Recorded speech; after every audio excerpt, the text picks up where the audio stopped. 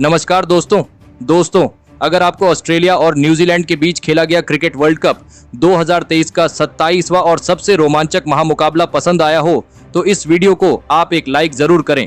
इस वीडियो का like target 400 like है, तो इस वीडियो को आप दिल से लाइक जरूर करें। दोस्तों, क्रिकेट वर्ल्ड कप 2023 के 27वें और एक और सबसे रोमांचक महामुकाबले में क्रिकेट इतिहास की दो सबसे बड़ी टीमें एक दूसरे से भिड़ी।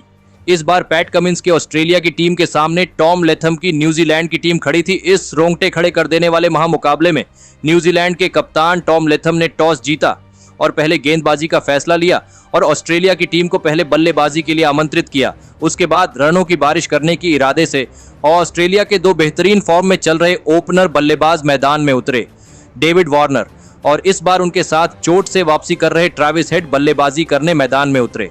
इन दोनों पर अपनी टीम को एक शानदार ओपनिंग शुरुआत दिलाने की बहुत ही बड़ी जिम्मेदारी थी और डेविड वार्नर और ट्रेविस हेड ने न्यूजीलैंड की खतरनाक मानी जाने वाली गेंदबाजी के सामने लाजवाब बल्लेबाजी करना शुरू कर दिया। दोनों ही खिलाड़ी इस मुकाबले में गजब के फॉर्म में नजर आ रहे थे। डेविड वार्नर और ट्रेविस हेड ने इस मुकाबले में ऑस्ट्रेलिया की टीम के लिए 175 रनों की विशाल ओपनिंग साझेदारी बनाई, जिसमें डेविड वार्नर ने 65 गेंद में 81 रन बनाए, लेकिन फिर उन्हें ग्लेन फिलिप्स ने आउट कर दिया। लेकिन दूसरे छोर से ट्रेविस हेड के बल्ले से रन मानो पानी की तरह बह रहे थे। ट्रेविस हेड ने इस मुकाबले में 67 गेंदों में 109 रनों की शतकीय पारी खेली। ट्रेविस हेड ने वर्ल्ड कप के डेब्यू में अपना शतक लगाकर इतिहास रच दिया। अब ऑस्ट्रेलिया की टीम का 400 का आंकड़ा पार करना मानो तय ही लग रहा था, लेकिन फिर ग्लेन फिलिप्स ने ऑस्ट्रेलिया के रन गति पर लगाम लगाई। लेकिन आखिर में मैक्सवेल ने अपने विस्फोटक अंदाज से 24 गेंद में 41 रनों की शानदार पारी खेली। तो वहीं कप्तान पैट कमिंस ने भी आखिर में 14 गेंद में से 37 रन बनाए और इसी के चलते ऑस्ट्रेलिया की टीम ने 388 रनों का एक बड़ा लक्ष्य न्यूजीलैंड की टीम के आगे रखा। उसके बाद इस 389 रनों के विशाल लक्ष्य का पीछा करने न्यूजीलैंड की ओपनिंग जोड़ी मैदान में आई और डिवोन कॉनवे और विल यंग की ओपनिंग जोड़ी ने भी 61 रनों के ओपनिंग साझेदारी इस मुकाबले में बनाई थी। लेकिन इसके तुरंत ही बाद न्यूजीलैंड के दोनों ही ओपनर बल्लेबाजों को एक के बाद एक जॉस हेजलवुड ने मिचेल स्टार्क के हाथों कैच आउट कर दिया। डिवोन कॉनवे 28 तो विल यंग 32 रन बनाकर आउट हो गए। लेकिन उनके बाद बल्लेबाजी करने उतरे रचिन रविंद्र और डेरियल मिचेल ने न्यूजीलैंड की टीम के लिए शानदार बल्लेबाजी करके दिखाई। डेरियल मिचेल इस मुकाबले में भी गजब के फॉर्म में नजर आ रहे थे, तो वही रचिन रविंद्र उनका साथ बाखूबी निभा रहे थे। अब फिर एक बार न्यूजीलैंड की टीम के लिए एक महत्वपूर्ण साझेदारी इस मुकाबले में बन रही थी। इसी बीच डेरियल मिचेल ने अपना अर्धशतक पूरा कर लिया, लेकिन फिर डेरियल मिचेल को भी एडम जंपा ने मिचेल स्टार्क के ही हाथों कैच आउट कर दिया।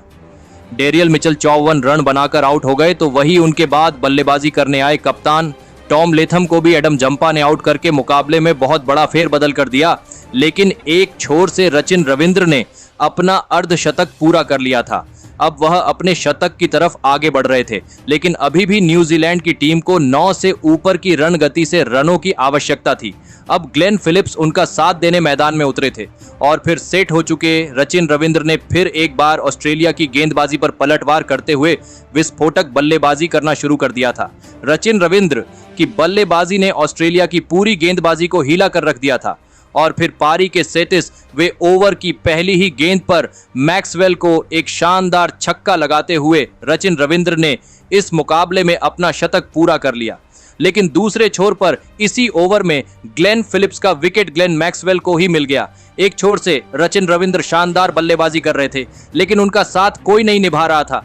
अब विकेट गिरने के बाद जिमी निशम बल्लेबाजी करने मैदान में उतरे। अब न्यूजीलैंड को जीत के लिए आखिरी 10 ओवरों में 97 रनों की आवश्यकता थी, लेकिन इसी वक्त पर कमिंस ने ऑस्ट्रेलिया की टीम के लिए सबसे बड़ा खतरा बने रचिन रविंद्र को लाबुशेन के हाथों कैच आउट कर दिया। रचिन रविंद्र 89 गेंदों में 116 रनों की शानदार पारी खेलकर आउट हो गए। रचिन रविंद्र के रूप में बड़ा झटका न्यूजीलैंड की टीम को लग चुका था। जिस समय पर न्यूजीलैंड को उनके सबसे बेहतरीन फॉर्म में चल रहे हैं सेट बल्लेबाज की जरूरत थी, उसी समय पर यह विकेट ऑस्ट्रेलिया की टीम को मिल चुका था। अब ऑस्ट्रेलिया की टीम ने इस मुकाबले में वापसी कर ली थी। विकेट गिरने के बाद बल्लेबाजी करने आए सेंटनर ने भी एक छक्का और चौका लगाया, लेकिन उन्हें भी एडम जंपा ने आउट कर दिया। लेकिन दूसरे छोर से जिमी निशम ने हार नहीं मानी थी और जिमी निशम ने गजब के अंदाज से बल्लेबाजी करते हुए अभी भी न्यूजीलैंड की टीम को इस मुकाबले में जीवित रखा था। अब न्यूजीलैंड को जीत के लिए आखिरी 4 ओवर में 49 रनों की आवश्यकता थी, लेकिन एक छोर से मैथ हेनरी जो जिमी निशम का साथ दे रहे थे वह भी आउट हो चुके थे।